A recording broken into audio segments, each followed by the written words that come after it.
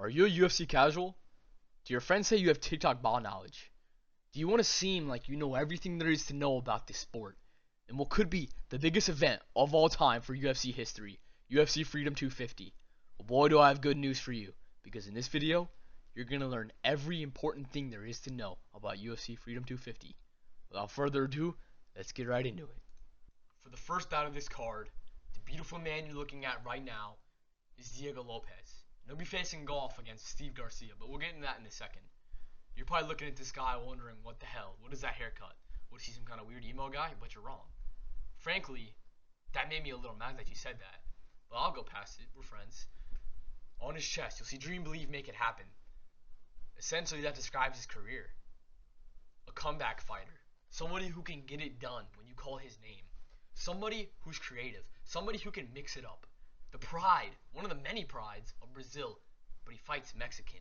And boy, is that a compliment, because this guy gets scrappy. If I had to describe his one way with fighting, stylistically, you couldn't. His BJJ is ridiculous, and his boxing is clean. Moving on, we look at his career. First, you see a couple losses. That's fair. That's fair. He lost his first shot at the UFC in Dana White's Contender Series, but happens to the best of us. And then you look. He finally gets in the UFC, probably on some short call, which it was. It was one we can notice. He fights the currently undefeated Movsar Evloev, a fantastic wrestler, in a fight which he was close to finishing. 7 days notice. Brilliant.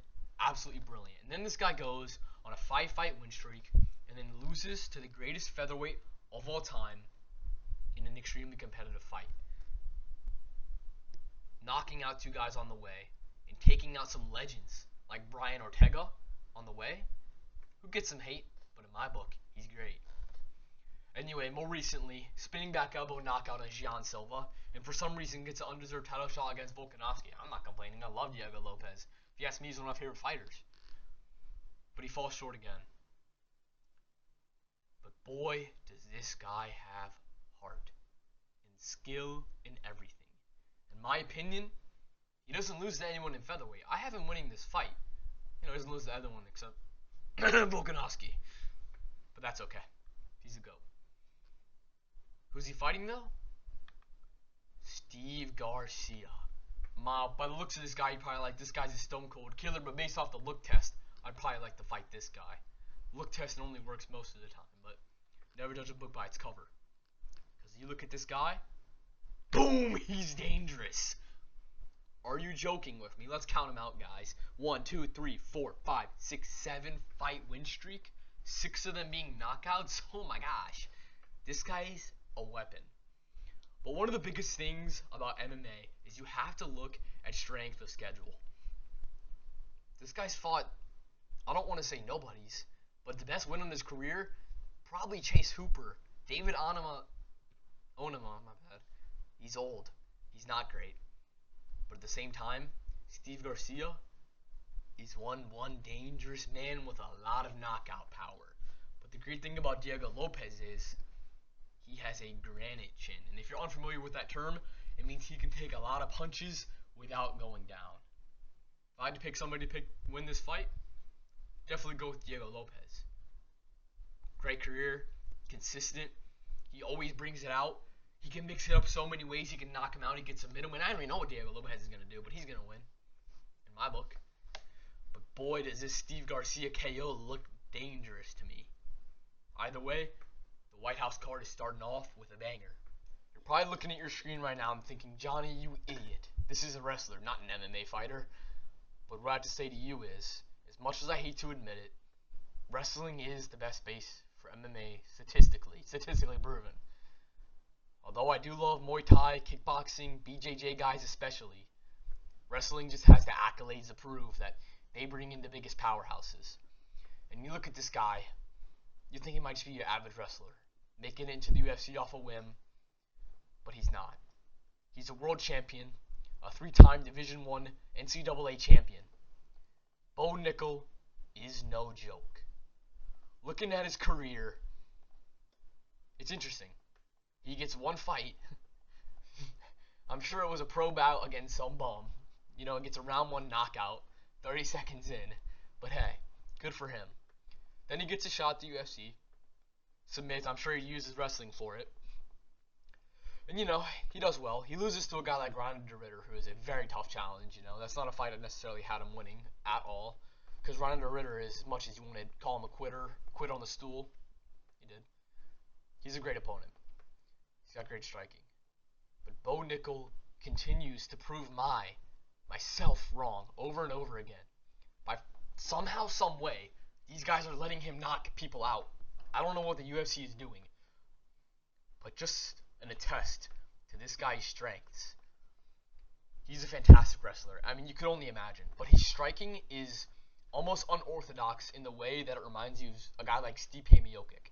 It's slow, it's unpredictable, and boy does it hit hard. Exhibit A. Just sit and watch. Close your eyes if you're scared of stuff, though. Be careful.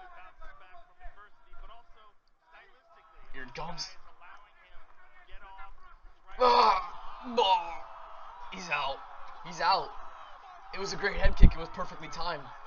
The guy had no high guard. He timed it perfectly. Bo Nickel is no joke. And that's why I think the UFC is feeding him. Kyle Dawkins. Based off the looks tests, you'd probably think both these guys are just like, like the barbecue with their kids in the backyard. Get mad at the neighbors when they park too close to their lawn. Good lawn guys, most likely. But they're both dangerous. Very dangerous. And although Kyle is just fish food for what could be an extremely good contender, that is Bo Nickel, never count him out. This guy, just like Steve Garcia, has proved to be dangerous. He's fighting in and out of the UFC, which is probably attested to his losses and most likely his money problems. But he comes back in the UFC. He hasn't fought in over a year, or a little bit under a year. And he wins by KO submission. If this guy's gonna win the fight, it's gonna be a finish. This is not going to Nobel, and that's a fact. Because Kyle Dawkins fights dangerously. He is a great on the ground. But is he as good as a Division I wrestler? Probably not. He's got good striking, but nothing that Bo Nickel hasn't seen against a guy like Reiner de Ritter.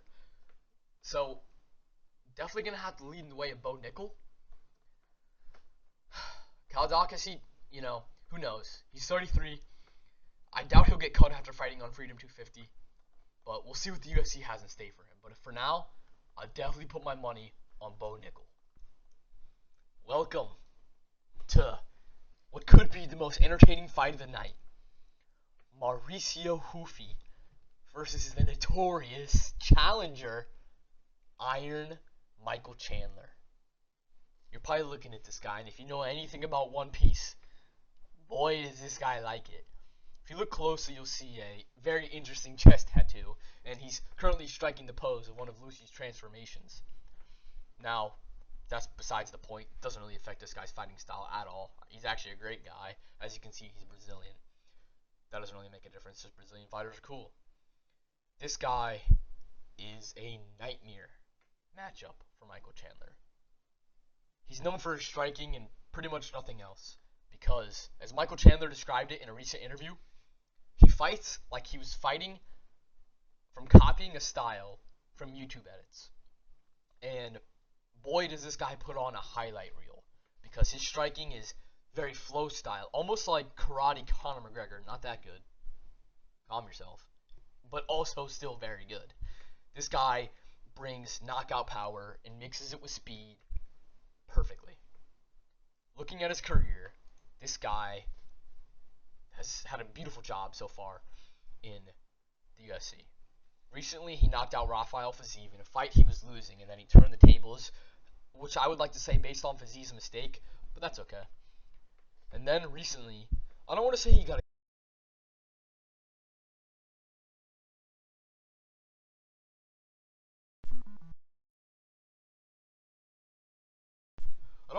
exposed, but he did fall short in the grappling department against Benoit Saint-Denis.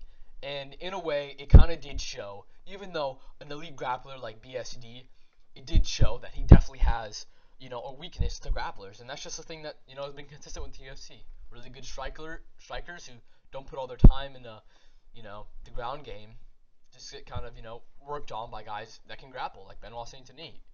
And although Michael Chandler's no BSD, got subbed by Paddy Pimblett, but that's besides the point. He's still a wrestler, and he's definitely still going to provide a ground threat to Mauricio Hufi. And although I haven't called it out in any of the other fighters, the one interesting part about Mauricio Hufi is that his team is the Fighting Nerds. And although he no longer associates with them truly, that team is full of killers.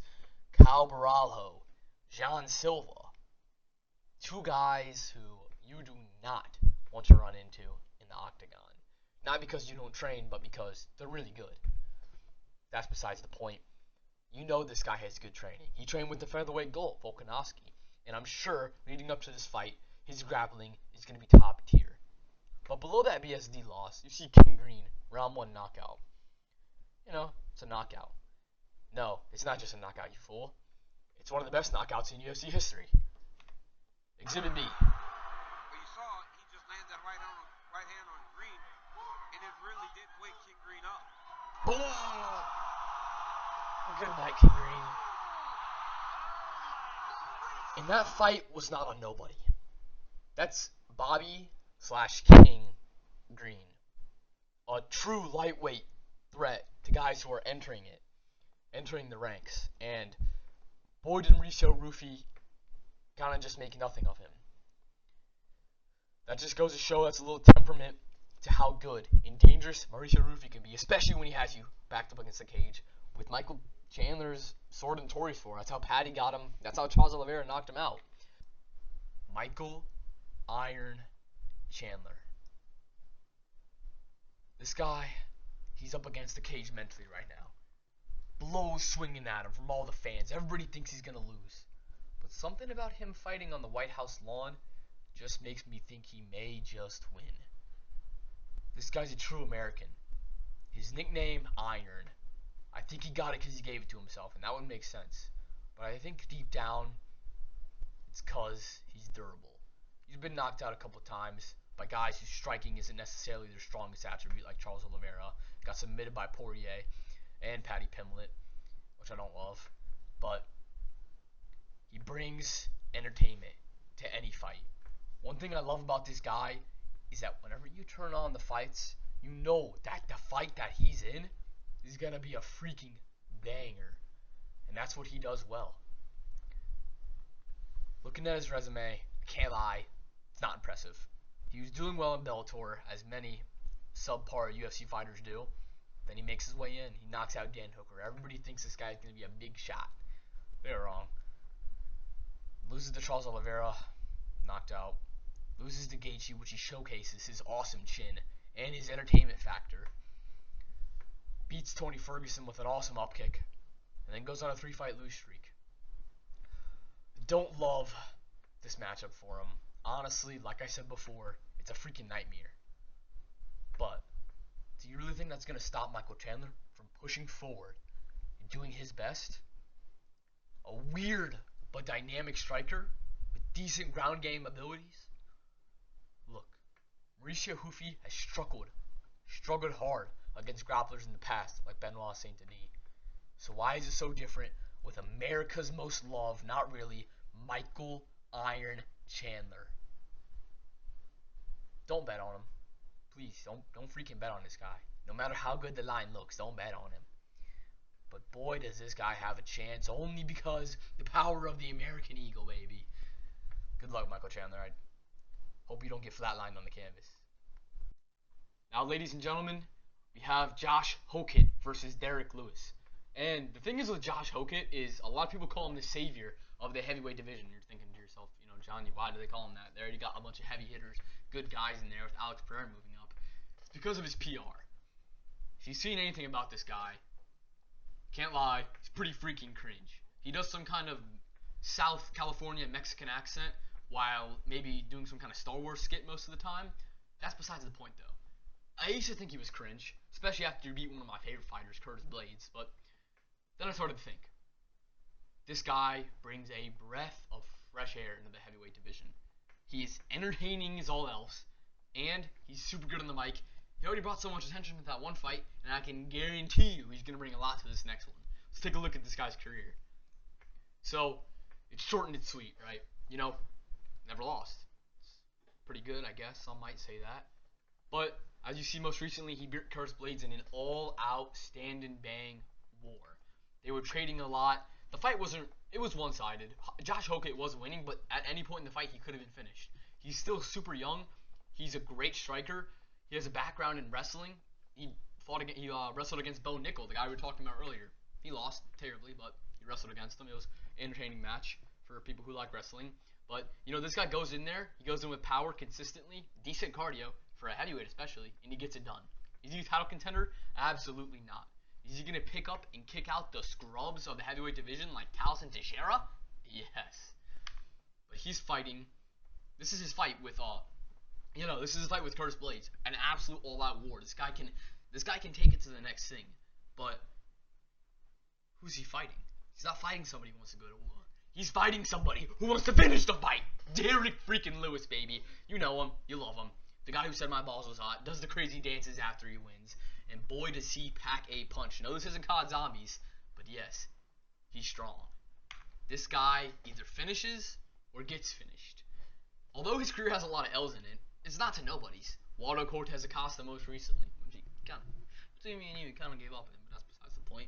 Lost to Taito Ivasa, that's a terrible loss, but Sergey Spivak, Sergey Pavlovich, Jason Almeida, he lost to Cyril Gahn once. He beat Volkov. You know, he beat Curtis Blades too, and he knocked him out. This guy's going to finish the fight, or he's just going to lose to Josh Hokett.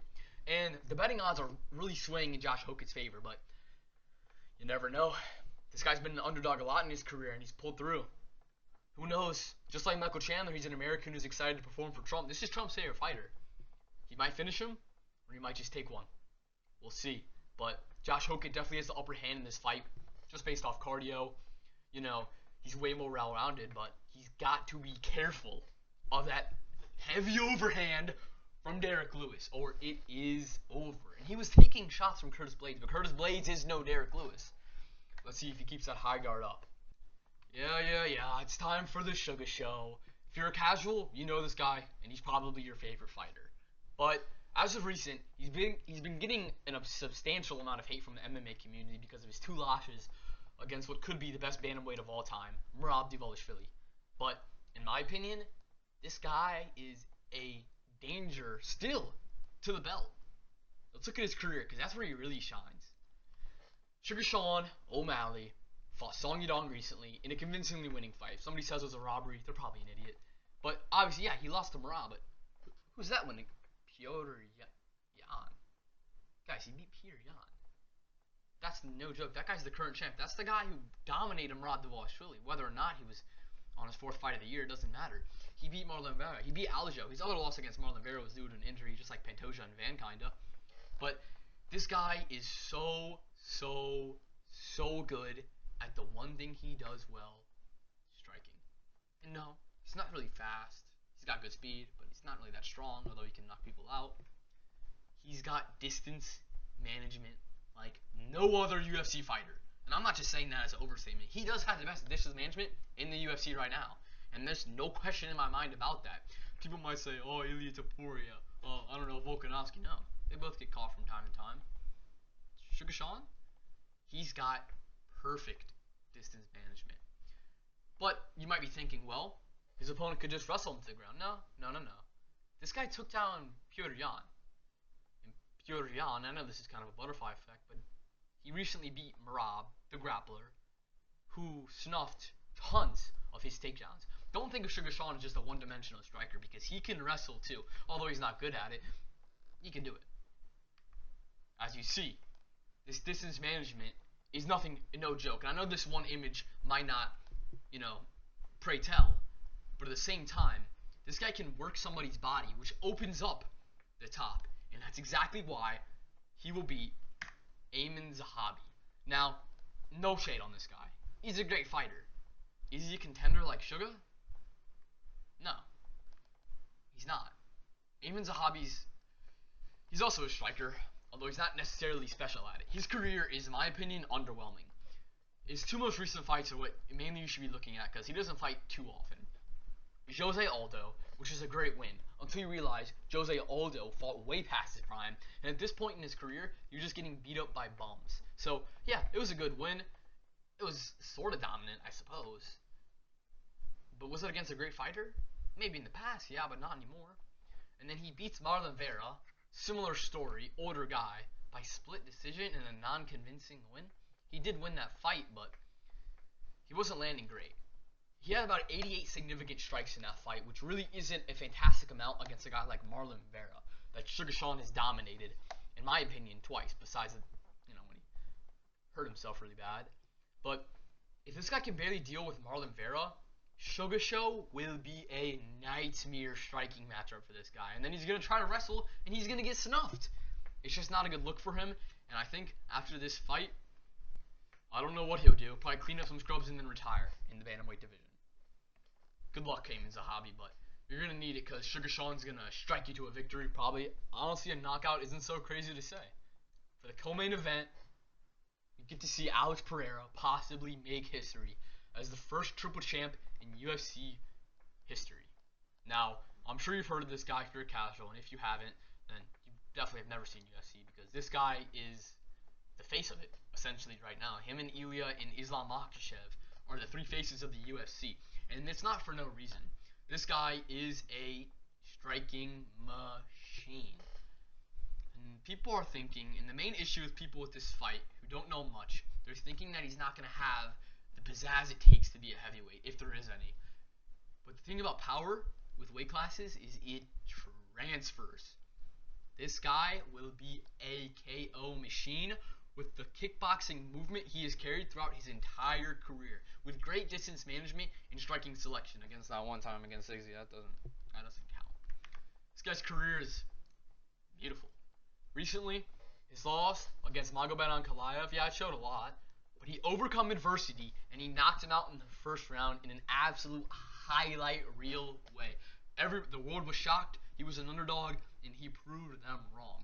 And I want to point out his loss against Israel Adesanya, where he overcommitted in the past. It's not going to happen again. I really don't believe that. I mean, it was a great win by Izzy, and honestly, I'm super glad Izzy won. I like Izzy more than this guy. But at the same time, it's not a mistake he'll make again. He fought a guy like Kirill Roundtree Jr., who was as well-rounded as Cyril Gane, Alex Pereira's opponent at this event. But at the same time, in my opinion, his striking is cleaner. I think that Kirill Roundtree was a bigger test, and Magomed Ankalaev definitely was a bigger test than Cyril Gane's going to be. Because although Cyril Gane is able to slightly, I guess, run heavyweight, not really. He doesn't beat a lot of good guys. He got a couple losses in his career against some okay fighters, unlike Alex. He's losing to, respectively, only top tier fighters. But Cyril Gane is a very interesting fighter. I don't want to keep downplaying him because he is the best well-rounded heavyweight right now. He's also dirty, a dirty fighter. I don't like him. I don't like this guy at all. He's the reason that Tom Aspinall is out. Tom Aspinall should have had this fight, but maybe that was part of his plan so he could fight Alex Pereira. I don't know. This guy's the eye poke king, and I'm sure he'll stop, hopefully. Who knows, actually, in this fight. But like I was saying, his career is honestly disappointing.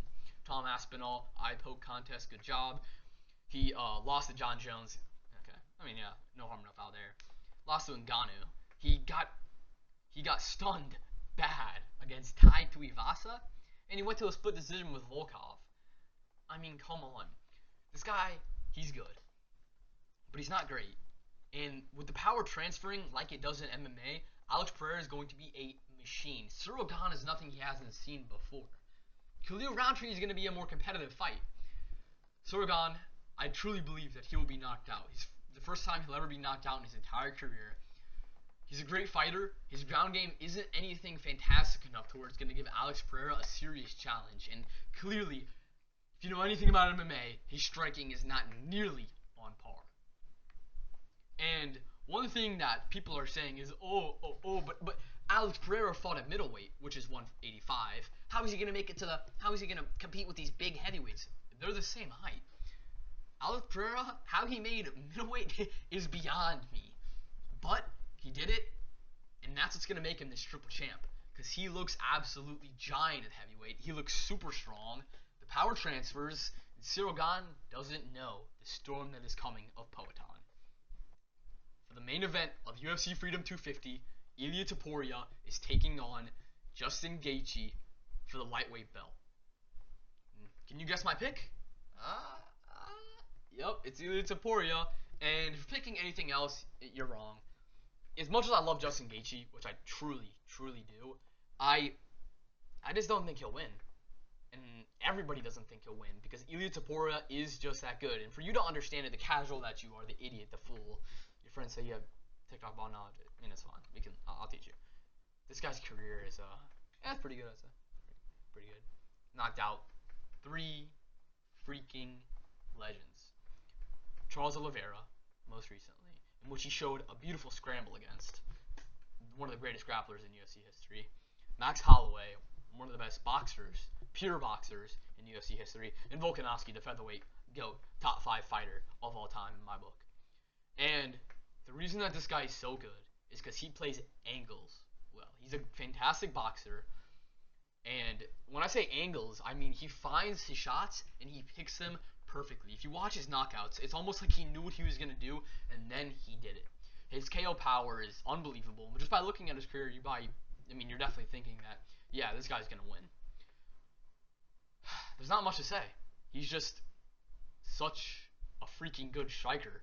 He's so dangerous. He's so powerful. I mean, there's no force that can go against him. We've seen the 3 headless horsemen of the UFC that this guy can face. Alexander Volkanovski, the best technical fighter. Max Holloway, the best pure boxer. Charles Oliveira, the best grappler, and he did them all in 3. I mean, really? Ilia Topuria, you're a cheat code. He's only 29. This guy's freaking future is insane. But he's fighting no other than the highlight, Justin Gaethje. And no, like I said before, I don't think he's going to win. But after listening to his preference and what his game plan is on the fight, in my opinion, it's his only shot. He says, I'm going to have to go in there, his words, I'm going to have to go in there, and I'm going to have to finish him. And it's smart. Frankly, that's what I would do if I was Justin Gaethje. I would go in, and I would go looking for the finish. Because Ilia Topuria is going to get the finish on him if he doesn't do it first. Justin Gaethje is the dirtiest boxer in a good way, like dirty boxing. He's scrappy, he's mean, he can get it done. Don't count him out. People are saying he has no chance at winning when that's simply not true. Will he win? I really don't think so. But does he have a chance of knocking Topuria out, shocking the freaking world? Will this implement this guy into a legacy of Hall of Famers? Absolutely, because this guy is entertaining as all else. He's fighting the best of the best at the same time. Paddy Pimblett, most recently, at the beginning of the year in January, he put on an absolute striking masterclass against that bum. But are any of these guys Topuria level? Absolutely not. In fact, he actually lost to a couple guys that Ilia Topuria beat most recently, Max Holloway and Charles Oliveira. He had a great head kick KO on Dustin Poirier. And frankly, that's what can beat him. Ilia Topuria. That's what he can beat Ilia Topuria with. Because Ilia Topuria has one weakness. Just one. That's it. It's not grappling. He's a BJJ, honestly, beast. And his striking is beautiful. But he overcommits. And it's almost like his Shakespearean tragic flaw. Because his personality reflects that perfectly. Cocky, ego, prideful. If he overcommits and Justin Gaethje shoots out a head kick, who knows? It could knock him out. A head kick has knocked down Ilia Topuria before in his fight with Jay Herbert.